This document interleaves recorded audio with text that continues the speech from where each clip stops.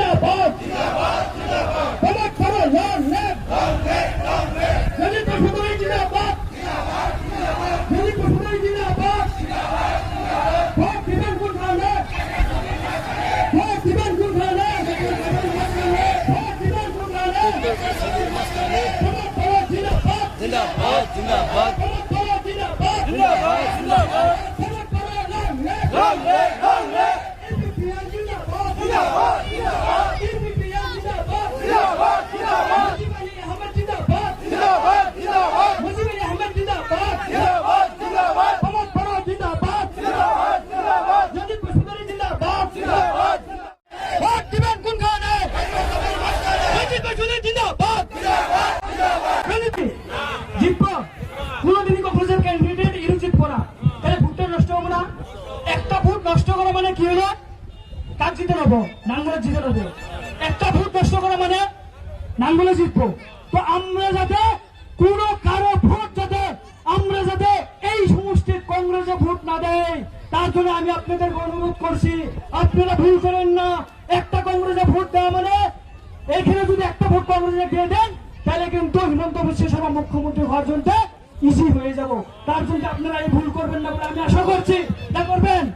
করবেন না স্বাধীনতাৰ ৭৮ বছৰত বহুত ৰাজনীতি আপোনালোকে দেখিবলৈ পালে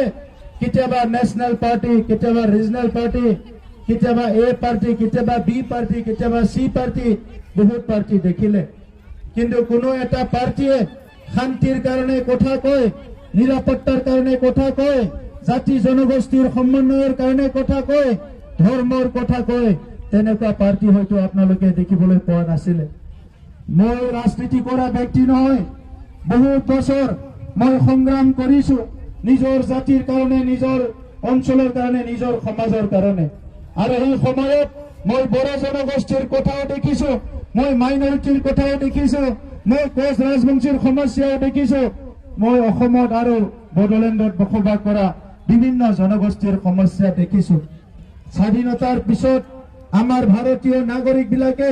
আজি সমস্যাৰ মাজত থাকিব নালাগিছিলে স্বাধীনতাৰ পিছত আমাৰ ভাৰতৰ যি ধৰ্ম যি ভাষা যি সংস্কৃতিৰ লোক নহওক কিয় কোনো এটা সমস্যাত থাকিব লগা নাছিলে আজিৰ সময়ত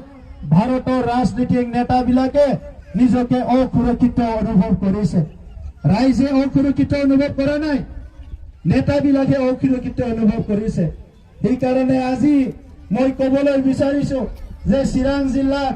আমাৰ কিছুমান নেতাবিলাক ৰাতাৰাতি আমাৰ দলত আহে আৰু ৰাতাৰাতি আমাৰ দল এৰি গুচি যায় কিয় আমাৰ দলত আহে আমি নাজানো কিয় আমাৰ দলৰ পৰা ওলাই যায় সেইটোও আমি নাজানো কিন্তু ৰাইজ যেনেকুৱা আছে এনেকুৱাই আছে হয়নে নহয় তো সেইকাৰণে এতিয়া সুযোগ পাইছে আমাক নেতা নহয় আমাক জনতা লাগে জনতা ৰাইজ নেতা নহয় জনতা লাগে আৰু এইবাৰ আপোনালোকে দেখাবলৈ পাৰিব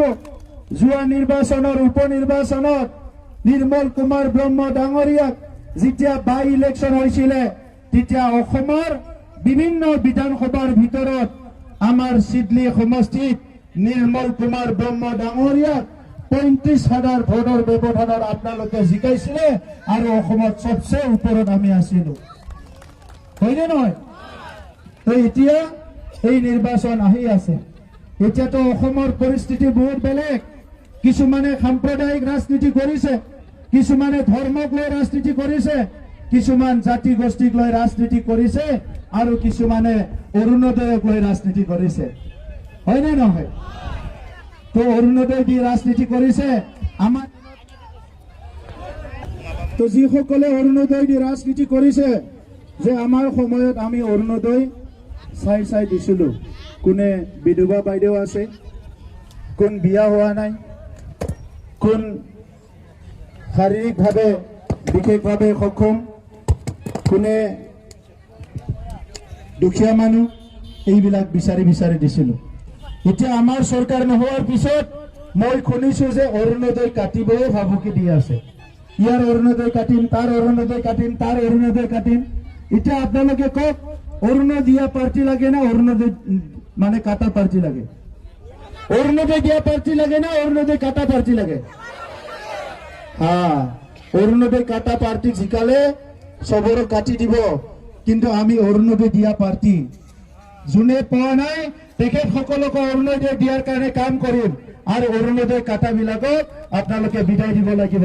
যাতে গৰীব মাসকলৰ গৰীব বাইদেউসকলক দাবী ধমকি দি অৰুণোদয় দি দিওঁ বুলি ভোট আদায় কৰিবলৈ চেষ্টা কৰে ভাৰতৰ গণতন্ত্ৰ এনেকুৱা বিক্ৰী যোৱা গণতন্ত্ৰ নহয় আজি বিশ্বত কি দেখিছে আমাৰ আশে পাশে থকা দেশবিলাকত গণ্ডগোল হৈ আছে কিন্তু ভাৰতত হোৱা নাই ইয়াৰ কাৰণটো কি ভাৰত বিশ্বৰ ভিতৰত সৰ্বশ্ৰেষ্ঠ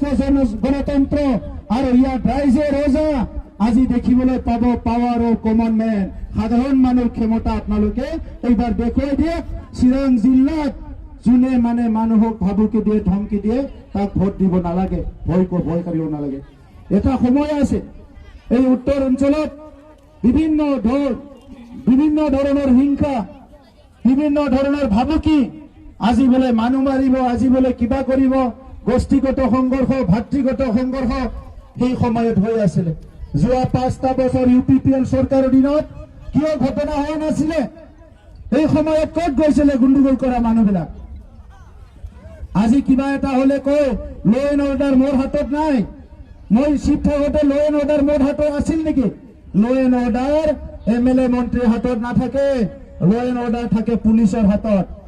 পুলিচে ল এণ্ড অৰ্ডাৰ ঠিক কৰিব DCয়ে কৰিব আমি মন্ত্ৰী MLA পুলিচ মিলিটাৰী ক'ব লাগে যে আইন কানুন ব্যৱস্থা ঠিক কৰক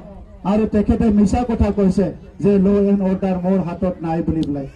যেতিয়া কিবা এটা ঘটনা কয় তেতিয়া তৃতীয় পক্ষই কৰা বুলি কয় বড়োলেণ্ডত কাৰোবাৰ কিবা ঘৰ জ্বলিলে কিবা জ্বলিলে তেতিয়া কয় তৃতীয় পক্ষই কৰা আমাৰ UPPLৰ চৰকাৰৰ দিনত তৃতীয় পক্ষ ক'ত গৈছিলে পিকনিক খাব গৈছিলে নেকি তৃতীয় পক্ষ হা আমাৰ দিনতো তৃতীয় পক্ষ নাছিলে এইটো নিজৰ ফেলাৰ যেতিয়া নিজৰ ফেল হয় তেতিয়া এনেকা কথাবিলাক কয় লিডাৰ হলে ই দায়িত্ব ল'ব লাগিব বতাহ বৰষুণ হিংসা যি পৰিৱেশ হলেও ৰাইজক মই বাচাম ৰাইজৰ লগত থাকিম এই কথাটো ক'ব লাগিব আৰু আমি ৰাইজৰ দায়িত্ব লৈ ৰাজনীতি কৰিবলৈ আহিছো সেইকাৰণে শ্ৰদ্ধা ৰাইজ আজি উত্তৰ অঞ্চলত বহুত ৰাস্তা হ'ল দলং হ'ল নাঙল ভাঙাৰ দলঙৰ কাৰণে আমি যুঁজি আছো নাঙল ভাঙাৰ দলঙো হ'ব আইপুৱালিৰ দলং হৈ গ'ল চিৰাং জিলাৰ উত্তৰ অঞ্চলত বহুত ৰাস্তা ঘাট হ'ল এতিয়া লাহে লাহে সমস্যা সমাধান হ'বলৈ ধৰিছে প্ৰথম শান্তি লাগিছিল আমি শান্তি ঘূৰাই আনিছো নিৰাপত্তা লাগিছিল আমি নিৰাপত্তা ঘূৰাই আনিছো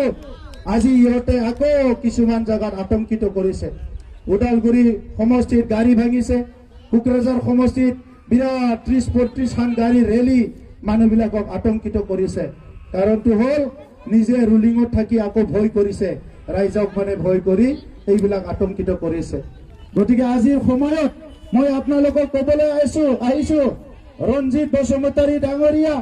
বহুতখিনি মাইনৰিটি মানুহক মাটিৰ অধিকাৰ দিলে ঈদগাহৰ মাটি দিলে কবৰস্থানৰ মাটি দিলে বিভিন্ন মাটিৰ অধিকাৰবিলাক দিয়া হ'ল আগৰ চৰকাৰৰ দিনত হোৱা নাছিলে আজি আমাৰ সময়ত মাটিৰ অধিকাৰ আপোনালোকে পালে ইয়াত কোনো ডি ভোটাৰৰ গণ্ডগোল হোৱা নাই উচ্ছেদ হোৱা নাই ঘৰ জ্বলা নাই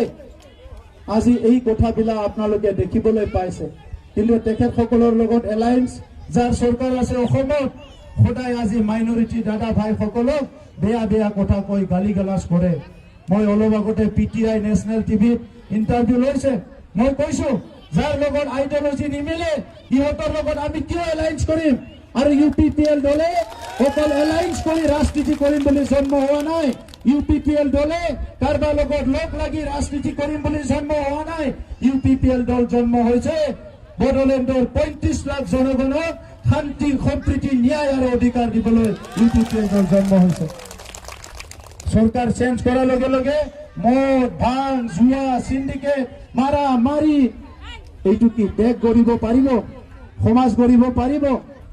আমাৰ দিনত আমি 150 জনতকৈ অধিক ডক্টৰ বনালো 150 জনতকৈ অধিক ইঞ্জিনিয়াৰ বনালো 100 জনতকৈ বেছি APSC পৰীক্ষা পাছ কৰিলে SCS আমি ভাল খেল পাতিলো সাংস্কৃতিক প্ৰগ্ৰাম পাতিলো বিভিন্ন এটা ভাল পৰিৱেশবিলাক আমি সৃষ্টি কৰিলো